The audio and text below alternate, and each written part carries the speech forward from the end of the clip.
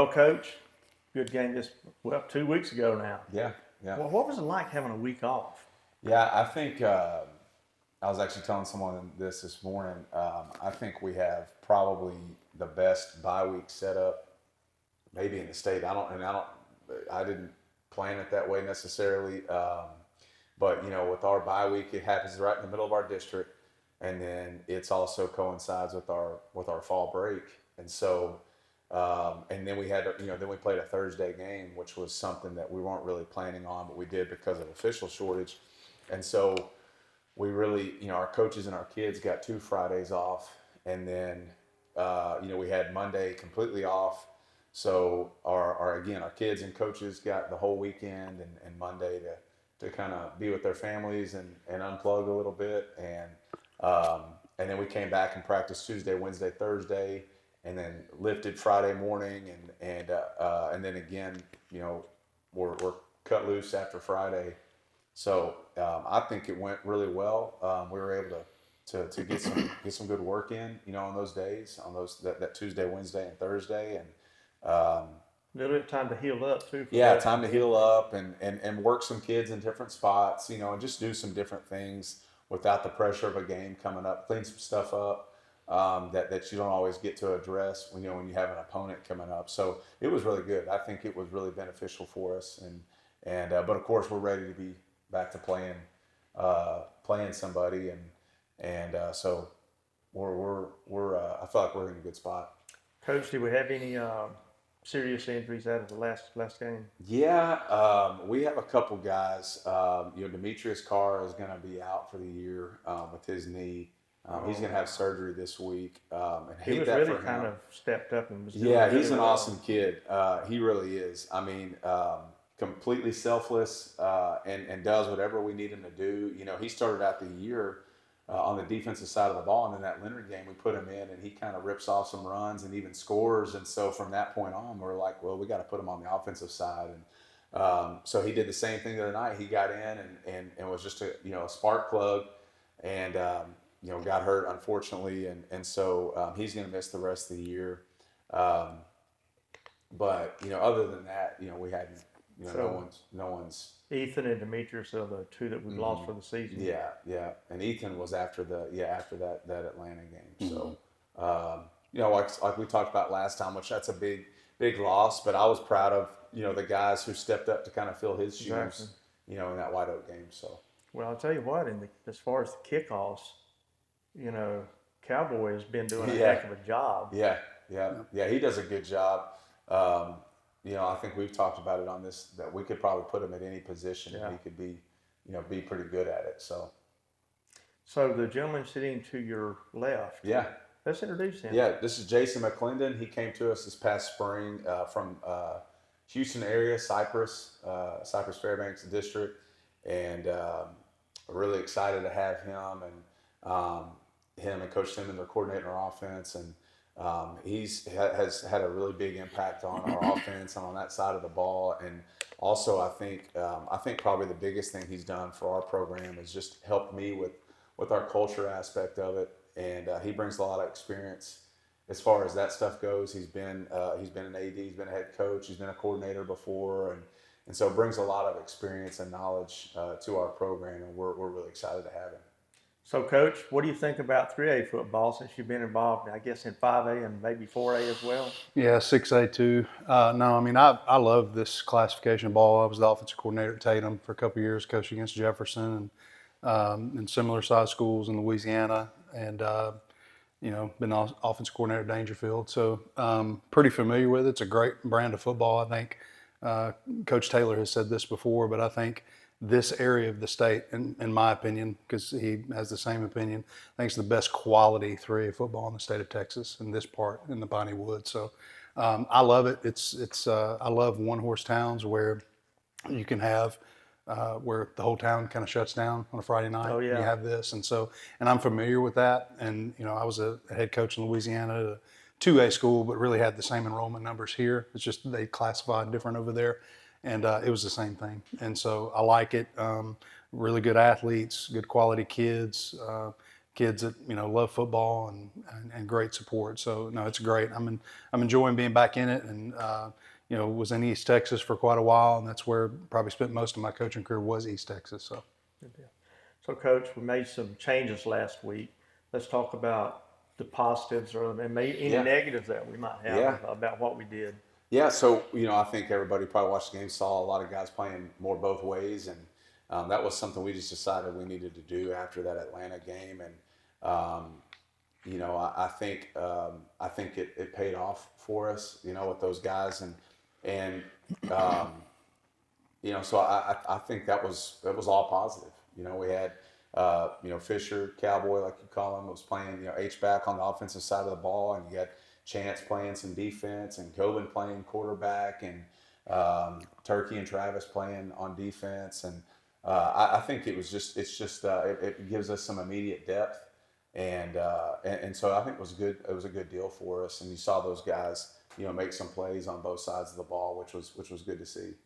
Watto came in scoring something like 40 to 50 points a game until last Friday night. Yeah. Things changed for them. Let's talk a little bit about that. Yeah, they're really talented, and it starts with their quarterback, and he does a really good job. He's a great athlete. He's got a UTEP offer as an athlete, and so they do a really good job with their scheme, and I think our kids.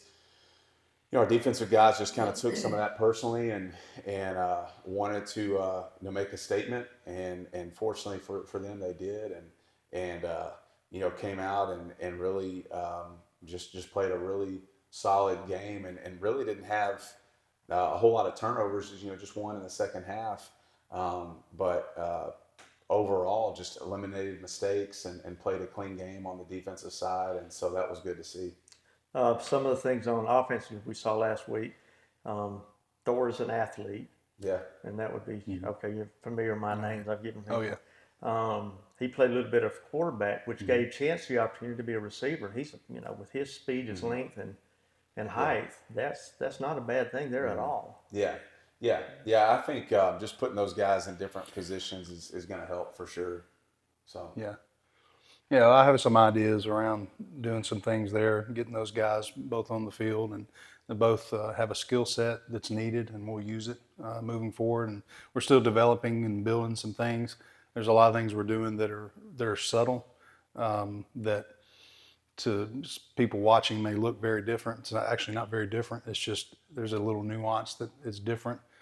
So we're not making wholesale changes. We're just taking what we're doing and we're adding little tweaks to it.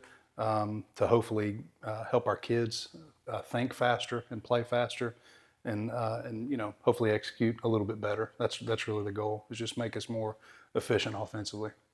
Coach, we had some changes on offense and defensive lines I saw last week, and all those things worked out for the good.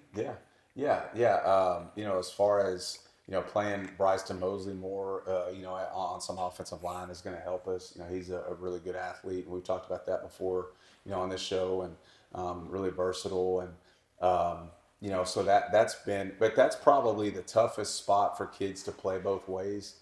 And so we're practicing those guys on both sides, but that's probably the position where you won't see as many two-way players, because that's a tough thing. A lot of people do it, but I think we're still not in a position where we have to do that as much. We will do it some, but fortunately for us, we have enough guys where we can keep those guys separate and still rep them in practice, but maybe they don't get a lot of reps. With your offensive line, you like to try to keep those guys. They as much as they can all play together as one cohesive unit, because they really work together as a unit, that's good. Defensive line, you can roll guys in and out, but with that offensive line, you want to try to find your best five and allow those guys to work together, because there's so much communication. They have to communicate, picking up blitzes and guys playing different techniques, and so but yeah, that is something we're working in practice. It just may not show up in the game unless we have to. The Garden Gnome was playing some center last week. Yeah. Moved him out, moved him around. And sometimes you brought him in. Yeah. Is he better at the deep snap or Yeah, he's just man. Will's just solid. versatile? Yeah, he's just solid, and wherever we need him, he's going to go in and get it done. And that's awesome to have because whenever you have a kid who's maybe struggling or just needs to get coached up or needs a breather, Will, and then Will's capable of starting too. He started a bunch of games for us, and so yeah, he's a big time weapon and asset for us to have. Defensively, we looked a little crisper on defense as well, especially in the secondary. Yeah. Well, and it helps, putting some of those guys like a Chance back there. I think he's that's a spot where he's going to have a chance to play at the next level, as a DB. And he's really fluid and smooth and picks things up. He's extremely smart and intelligent and coachable. And so having him back there with Lamarion Douglas, and then Got some height back there. yeah, on for both sure, sides. for sure. And so, and then of course you have Turkey playing some corner, and even Travis along with Tyler McCurry and Braylon Blackshear. All those guys do a good job for us, and did a good job, versus White Oak. Coach, if you were going to do anything different next week, not, things we want to tell our opponents or anything, what would be the things you would be looking at offensively? Offensively, there's some concepts we're working that, we kind of had shelled and we've kind of brought back. So I'll just say that things that our kids can execute and both quarterbacks can do. Going to continue in some of the run game stuff that we've done, and we look to be a little more efficient there. Still going to try to get our receivers involved in our run game as well. A lot of times people think that we're running jet sweeps, but those guys are actually involved in the play. They're not just a jet sweep. There's a lot of things going on there. So that stuff will continue and get better at that. That's what we spent some time working on. And also just some getting vertically on people running the football, like coming downhill. There's a lot of things I know you probably saw in the last game where we're kind of going east and west, but that's just the backfield. That's not up front. And so we still want to have an attitude running game and come at people north and south. And we worked on that last week too and continue that today. And hopefully that will show up in the game. Another positive last week was having Cowboy on the offensive line. Or as an H-back. Tight end, yeah. And able to block. And then, if you need to hand the ball to him, gosh, he's like a dadgum bull going down the field. Yeah. The dude's faster than he looks. Yeah, he is. Yeah. He's deceptively athletic, and when he has the ball in his hands and knows what to do with it. And like I said, he's played several positions for us this year, and obviously really glad he's with us. But defensively, you're not gonna see anything crazily different. I don't think you need anything. No, I think with us is, and one of the things is just continuing to try to play more people and keep guys, because we are playing guys both ways now. Is not be afraid, and this is on us as coaches, not be afraid to put other guys in there, especially in situationally, to get guys experience, because this is the time of year when, again, we're gearing up for the playoffs, and you want those guys to have some experience so their first time on the field is not, in a playoff game. And so I think getting guys in there and not being afraid to put them in there and is something we're going to be trying to do. Anyway, yeah, I know we're about to talk about Sabine, but they do some stuff that's going to require us to have to be really sound and make sure we're playing, doing our job and playing solid football, because they can hurt us for sure. Coach, district played Gladewater's in the number one spot, 7-1. Atlanta 7-1. White Oak 5-2. They've lost 2 back to back. They beat Sabine this Friday. Yeah. That was their second loss. That's right. Yeah. Who was their first loss? First loss was to Atlanta. And okay. Then to us, and they beat Sabine. They've got us in the number 4 spot. Jefferson 4-3. Liberty Olive 2-5. Tatum 2-5. Those are unbelievable numbers for those two teams. So they've lost a lot of players in the past, but every now and then you have down years where you don't have much talent. Yeah. it puts you in that spot. And then Gladewater 0-8. I don't know if they'll win a game this year. Sometimes you just That's Sabine. Gladewater Sabine. Yeah. It's just Yeah, I think what you're seeing with our district is kind of something we talked about at the beginning of the year is the gap between the number 1 team and the number 4 or 5 team has closed significantly. Where last year it was pretty, maybe defined of like the top 2 teams, or I think that's closed, and our district is way more competitive. I think when it's all said and done, and this thing's finalized in a few weeks, that there's not going to be a big difference between the number 1 team and the number 4 team. You're going to be talking about a pretty slim margin there. So I think that bodes well for our district going in the playoffs. And I think that's a testament to just the depth in our district and the quality. And it's improved because, again, those 2 teams you mentioned there being close to the bottom, and LD and Tatum, those are really solid programs and really good programs that are kind of like us, going through some things, some transitions and stuff, but they're going to figure it out and they're going to be good to go. And then you got, these other teams in Atlanta and Gladewater that are playing really good football right now. So anyway, yeah, I think it's good for our district, that it's a competitive district. Coach, we're going up against Gladewater Sabine, and down year for them, but you have to watch out for teams like that. Sometimes they're hungrier than people understand, and they may step up and scare you a little bit. Are there any things that concern you about what they do? As you mentioned a little bit. Yeah, earlier. I mean, offensively, and I'll let Coach talk about them defensively. But first of all, and we talk about this, whether it's Atlanta or Tatum or LE or Sabine, we're playing a nameless, faceless opponent. It's always about us and focusing on us, and we don't typically talk a whole lot about we don't like these guys, anything like that. Whoever we're playing, it's about you don't us. like anybody we're playing, right? And so it's about. I mean, that other stuff is for the communities, for the all that chatter. That's right. And there's a lot of that out there, right? And so, and you and I talked about this a couple of weeks ago after the Atlanta game. That our playoff mentality has started now. And so we have to have that mentality moving forward. And so whether whoever's on the schedule. We got to be focusing on ourselves and getting ourselves better. And I talked about it with our staff yesterday that going into this game last year, we were playing really good defensively and offensively, but we hadn't given up a rushing touchdown. And then these guys popped 2 on us in the first half with a 3rd-string quarterback. So everybody has the ability to move the ball and make something happen. And they did a really good job of that this past week versus Atlanta.